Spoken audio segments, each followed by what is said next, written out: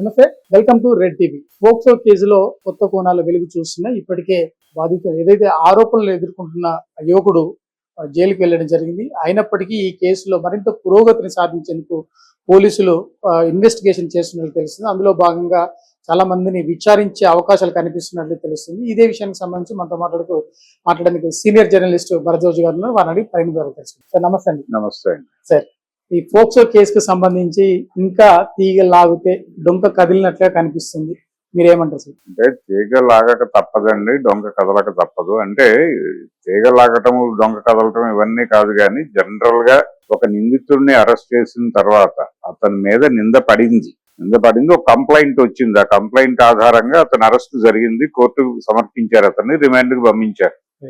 అయితే కోర్టుకి 3 నెలల లోపు, అంటే 90 రోజుల్లోపు ఛార్జ్ షీట్ సమర్పించాల్సిన బాధ్యత పోలీసు వారికి ఉంటుంది. అంటే దీనికి సంబంధించి సమగ్రంగా విచారణ జరిపి సాక్షులతో సహా నమోదు చేసి ఒక ఛార్జ్ షీట్ సమర్పించాలి కోర్టుకి 90 రోజుల లోపు. సమర్పించిన తర్వాత ఆ ఛార్జ్ షీట్ బిల్డ్ చేయటం కోసం వాళ్ళు చాలా మందిని కలుస్తారు, చాలా విషయాలు అడుగుతారు, స్టేట్మెంట్లు రికార్డ్ చేసుకుంటారు. ఇలా రకరకాల పద్ధతుల్లో నడుస్తుంది అది. వాళ్ళల్లో కొంతమందిని, చాలా మంది స్టేట్మెంట్లు రికార్డ్ చేసుకోవచ్చు. వీళ్ళు ఎక్కడెక్కడ తిరిగారు, ఏదో పబ్లో పరిచయం అయింది అమ్మాయి అని ఒక మాట దొరుకుతోంది, కామన్ ఫ్రెండ్ ద్వారా పరిచయం అని ఆయన చెప్తున్నాడు. అసలు వీళ్ళిద్దరి మధ్య స్నేహం ఎలా మొదలైంది దగ్గర నుంచి వీళ్ళతో ట్రావెల్ అయిన చాలా మందిని వీళ్ళు విచారిస్తారు. విచారించి వాళ్ళ స్టేట్మెంట్లు తీసుకుంటారు. దానిలో ఎవరు విట్నెస్ గా ముందుకు రాగలరో వాళ్ళని సాక్షులుగా నమోదు చేస్తారు. ఈ నమోదు చేసిన వాళ్ళు వీళ్ళకేం చెప్తారు, కోర్టుకి ఏం చెప్తారు అనేది కూడా చూడాలి. కోర్టులో వాళ్ళు వచ్చి మాట్లాడింది అంటే ఎంఐ తరఫున కూడా కొంతమంది సాక్షులు ఉంటారు, బాధితురాలి పక్షాన కూడా. కాబట్టి 2 వైపులా సాక్ష్యాలు వస్తాయి. వచ్చిన తర్వాత వాళ్ళు ఇచ్చిన వాంగ్మూలాల్లో మెరిట్స్ డిమెరిట్స్ ఆధారంగా జడ్జి గారు నిర్ణయం చేస్తాడు. సో ఇది లాంగ్ ప్రాసెస్. ఈ లాంగ్ ప్రాసెస్ లో ఈ లోపు బెయిల్ మూవ్ చేస్తారు. అంటే ఛార్జ్ షీట్ దాఖలు చేసే వరకు బెయిల్ ఇచ్చే అవకాశం ఉండకపోవచ్చు. ఇది కొంచెం సీరియస్ కేసుగానే మారింది. ఈ టైంలో ఇతనికి బెయిల్ ఇచ్చినా గానీ అది రకరకాల అభిప్రాయాలకు దారి తీసేటువంటి ప్రమాదం ఉంది. అందుకని ఇమ్మీడియట్ గా అతనికి బెయిల్ వస్తుంది అని అనుకోవడం కష్టం.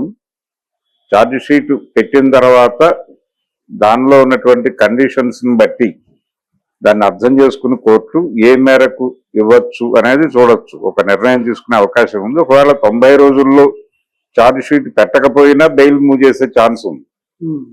సో ఈ 2 పరిస్థితుల్లోనూ ఉన్నాడు ఇప్పుడు బండి భగీరథ్.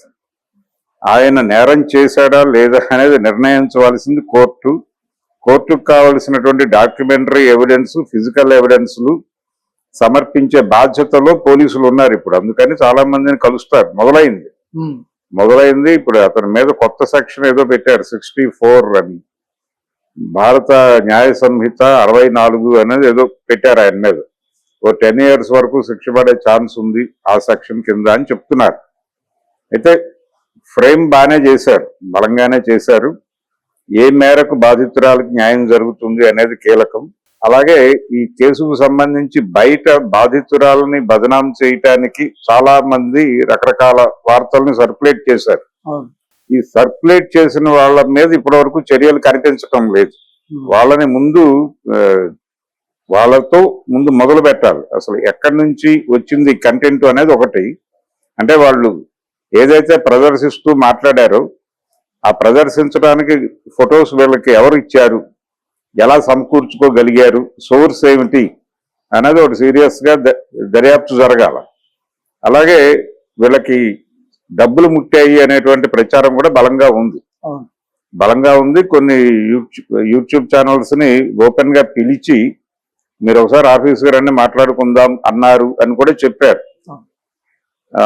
సో వీటన్నిటి మీద దర్యాప్తు జరపాల్సినటువంటి అవసరం ఉంది. నిజంగానే ఈ ఏరియాలో ప్రూవ్ అయినా, అంటే ఈ బ్రైబ్ చేసి వీళ్ళతో ఈ మాటలన్నీ చెప్పించారు అనేది నిజమని ప్రూవ్ అయినా కానీ కేసులో వాళ్ళు వ్యవహరించిన తీరు మీద కొంత అవగాహన వస్తుంది.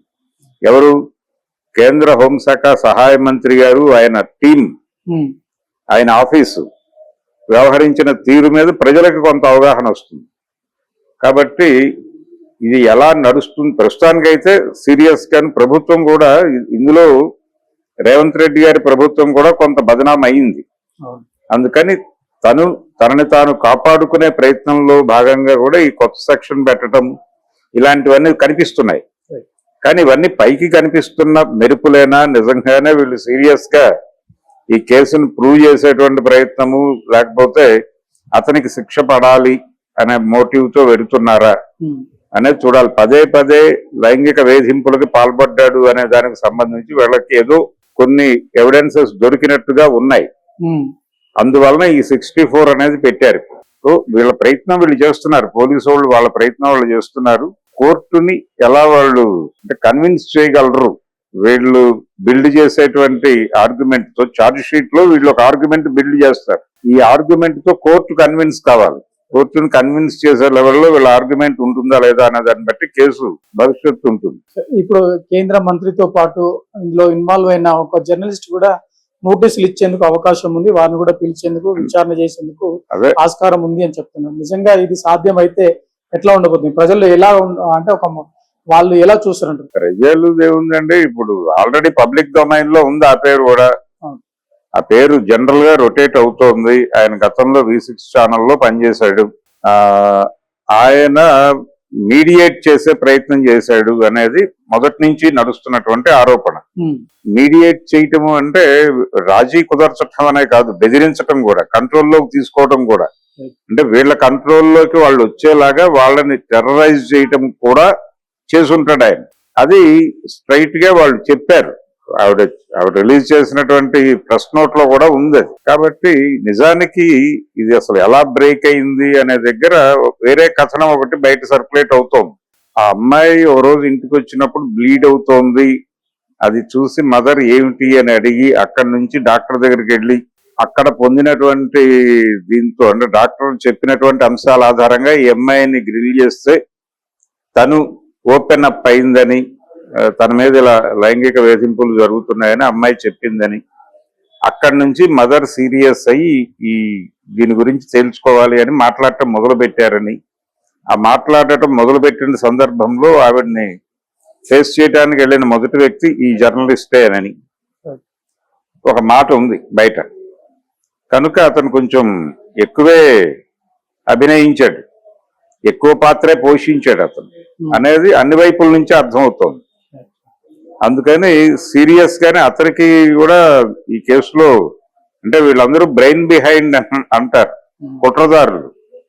ఈ కుట్రదారుల జాబితా ఇంకా పెరగచ్చు.